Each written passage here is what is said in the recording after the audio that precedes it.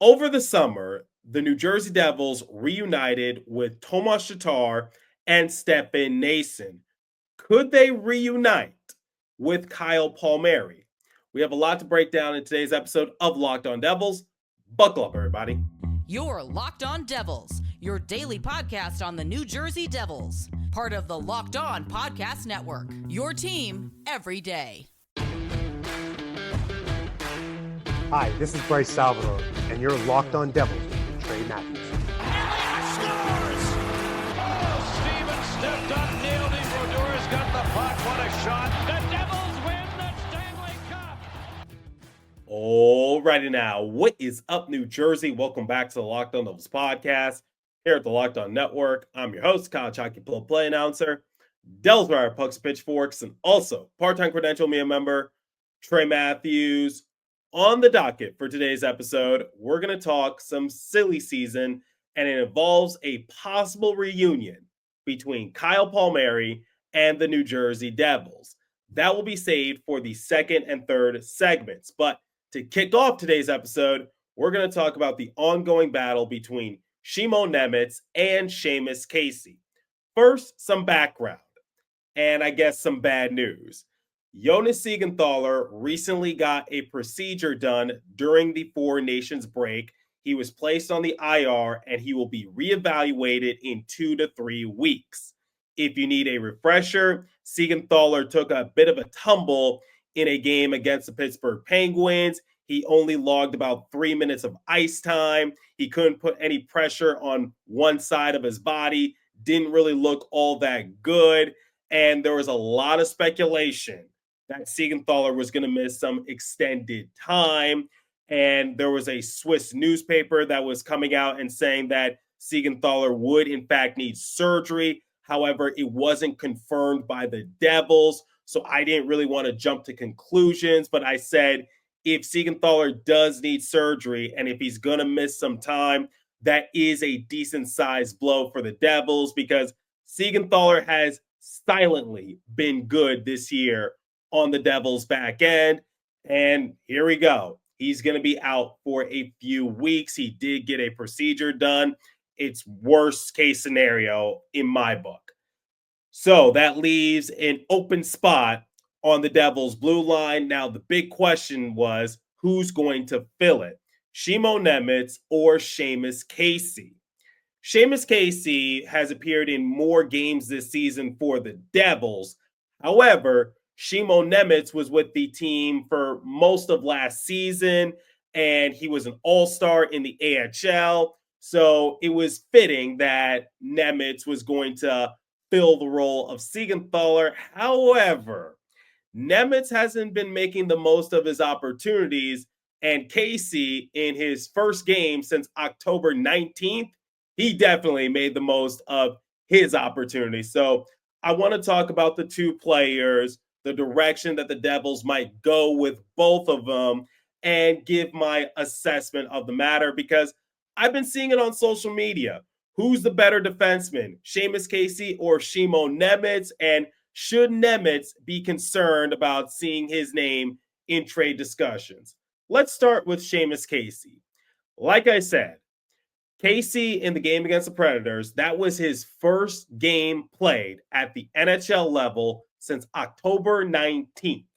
Now, we all know that Casey is capable of racking up the points because in his first 9 career NHL games, he has 4 goals, 1 assist for a grand total of 5 points, and he has a plus-minus rating of +5. The main issue with Casey is his defense, and a big talking point for some fans is that Casey should be converted to a forward. I've actually talked about it on this show in the past, but I think we're a little too late in his development to comfortably switch him to a forward because that might impact his overall game. But digressing a little bit, Casey has been making the most of the opportunities that have come his way. As for Šimon Nemec, let's take a look at some of his more recent outings. In the game against the Dallas Stars, he saw about 12 minutes of ice time. On February 8th against the Canadiens, he saw nearly 20 minutes of ice time. But in the game against the Golden Knights, which was his first NHL game played this season since October 22nd, he saw about 12 minutes and 30 seconds of ice time. So why was his ice time against the Stars and Golden Knights much lower compared to his outing against the Canadiens? Well, simple. There were a few times in which he looked out of position, a deer in headlights, and as a result, the opposition would score, which would result in Sheldon Keefe giving him less ice time and benching him. So Nemitz, despite being an all-star at the AHL level, wasn't really making the most of the opportunities that were coming his way. Now, the big question is, what do the Devils do with Casey and Nemitz? Because here's the thing, I'm not trying to pin one against the other because both of them play different games. For Casey, he focuses more on offense. For Nemitz, he focuses more on defense, but his defense, as proven in the game against the Stars and Golden Knights, still needs a lot of work. So by default, Casey is going to rack up more points than Nemitz. But like I said, I think it's a little unfair to pin one against the other just because they play different styles. But going forward, Seamus Casey has made the most of his opportunities. And while his defense is nowhere near elite, I don't think it's anything to be all that concerned about. I think he can still hold his own and he can add some more energy for the Devils on the back end as well. So, yes, there's going to be some growing pains, but this is his first season in the NHL. So, I would say ride it out with Casey a little bit more. I know you don't really want to rush him into a big role, but obviously now that you've lost Jonas Siegenthaler, it's a similar situation that Nemitz was in last year, which is you might have no choice. I do hope that Nemitz is given another opportunity, but he really has to dig deep.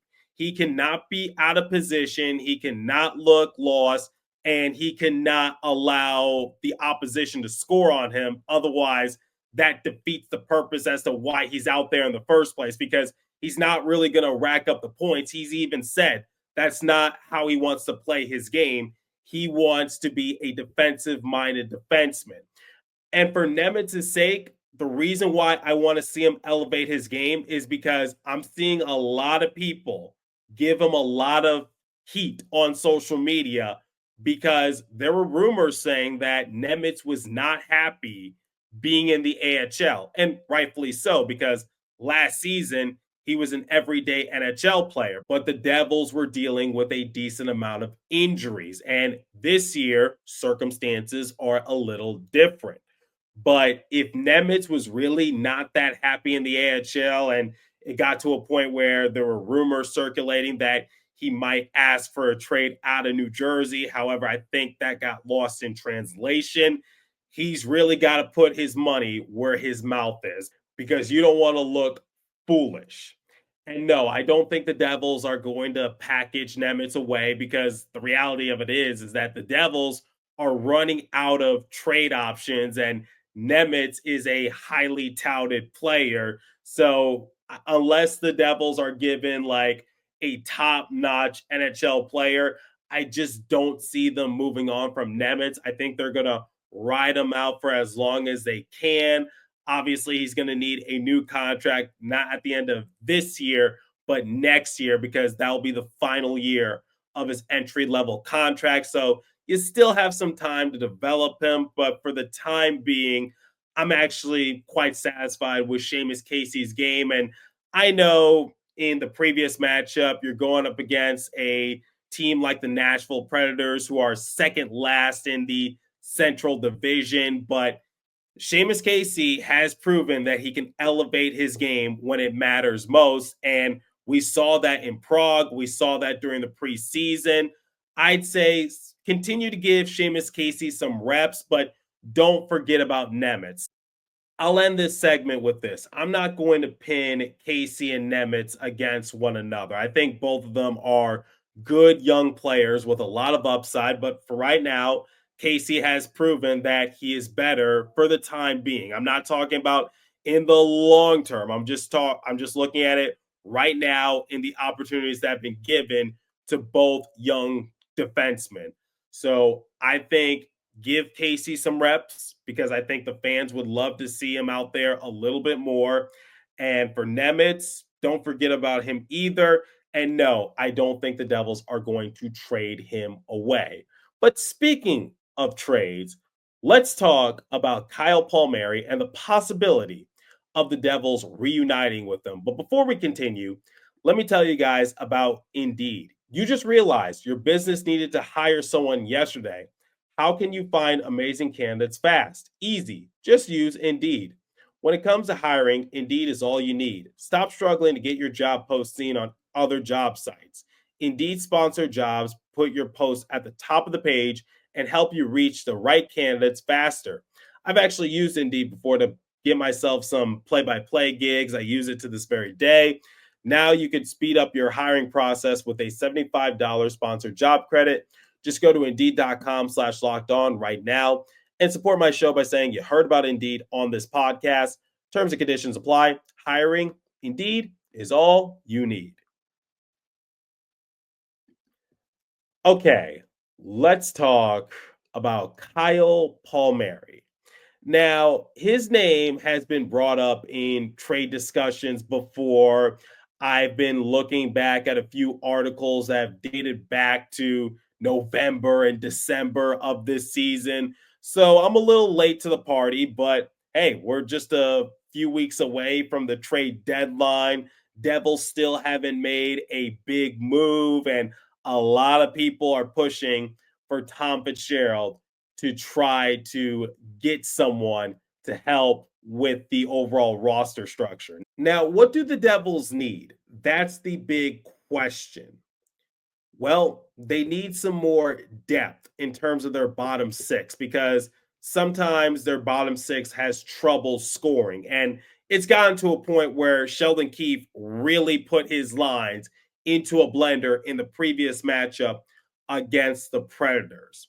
The Devils are just searching for some answers to try to get scoring up and down their lineup because similar to what my buddy Jim Behringer said of Full Press Hockey, you can't just rely on three players to do a boatload of your scoring. And Tom Fitzgerald said it during a press conference back in December, I believe, which is he said, like, the team was a little too top heavy. You can't just rely on your star players and the power play to do a boatload of your scoring. That's not really going to work come playoff time. And I'll give you guys an example. A couple years ago, when the Devils were in the playoffs and they faced the New York Rangers, it wasn't Jack Hughes, Jesper Bratt, Nico Hischier leading the way. It was actually some of the role players, including Andre Palat, Eric Haula, Akira Schmid really stepped up big in between the pipes. Players like that elevated their game and took the Rangers by surprise.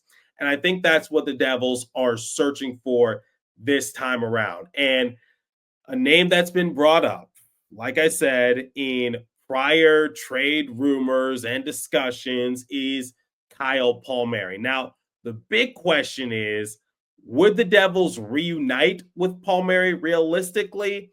And would the Islanders move on from him? Well, here are the circumstances surrounding the Islanders. They are one of the bottom three teams in the Metropolitan Division. Kyle Palmieri was originally signed to a 4-year, $20 million contract, but this is the final year of that contract. So he's owed $5 million this season, and then he will become an unrestricted free agent. We've seen the Devils reunite with a few players from the past, including Stefan, Noesen, and Tomas Tatar.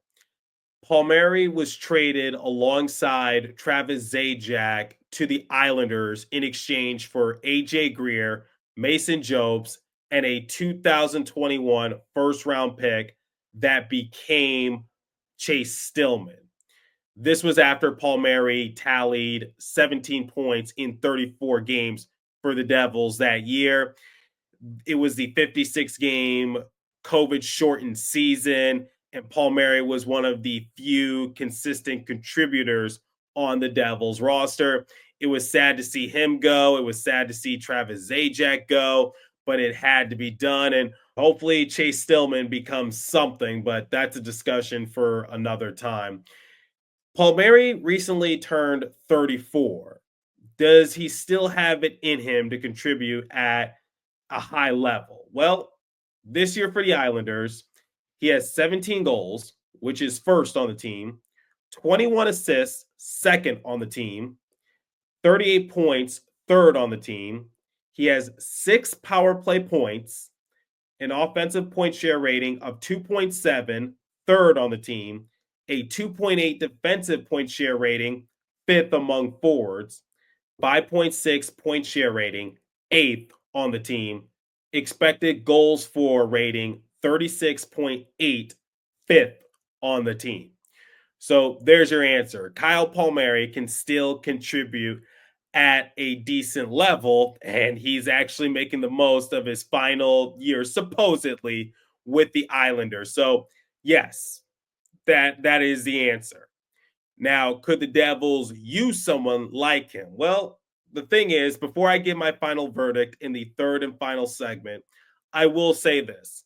Palmieri is a good player. He's a good winger, and I think that's what the Devils ultimately need, which is, like I said just a few moments ago, they need more scoring on their bottom six. Just someone who can contribute every now and again. It doesn't have to be a point per game player. They don't need to break the bank. They don't need to go after a big name all-star type player. You just need a solid contributor, someone you can rely on more times than not. And Kyle Palmieri certainly is a player of that caliber. Now, is he the answer? Is he someone that the Devils legitimately should gun for? I will save that for the third and final segment, but ultimately, that's the type of player that the Devils are looking for. And that's just my word of advice going into the trade deadline period, which is don't expect for the Devils to aim for a big time game changing player. I know people got excited when they saw the Hurricanes and Avalanche make a blockbuster move, but I don't expect for the Devils to do something similar because they don't have to. They just need to find someone who is more than capable of contributing consistently. Okay, final verdict. Should the Devils reunite with Kyle Palmieri, similar to what they did with Stefan Noesen and Tomas Tatar over the summer? Now, in the previous segment, I said nothing but good things about Palmieri. His numbers reflect on his playing abilities, but I'm going to have to say no in this circumstance, unless he is a last resort. And if you could get him at a cheap price, but here's where I have my concerns. And my boss, Nick Villano, summed it up the best in one of his recent articles for Pucks and Pitchforks. I will leave a link to that article in the description if you want to hear Nick's full thoughts, but here's a brief snippet. Palmieri does have value in terms of what he brings and what the Devils are missing, especially shot speed. But Lou Lamoriello is never going to let the Devils win a trade. He'd keep Palmieri over selling him at a discount to the Devils. Palmieri is not a fix-all, so buying high on him would be a mistake. In the previous segment, I said that Palmieri is in the final year of his 4-year, $20 million contract. And the big question is, who would you trade for Palmieri? Because he is a rental player, similar to what Villano said. So you don't want to break the bank for someone like Palmieri. If you could get him for a late draft pick or maybe a low grade prospect, then by all means go for Palmieri. But given how Lou Lamoriello usually operates, I don't think he's going to sacrifice Palmieri to the Devils for some pennies. I just don't think it's going to happen. Now, if Palmieri was playing for the Blackhawks, different story, because maybe you can get him on the down low and not have to break the bank. But for Lamoriello, he runs things with an iron fist, and I bet you he's going to tell the Devils, you better fork up some serious contributors if you want Palmieri, because he probably knows what the Devils need, and I don't think he's going to go out of his way to help the Devils. That's just how Lou Lamoriello operates, whether you love him or you hate him.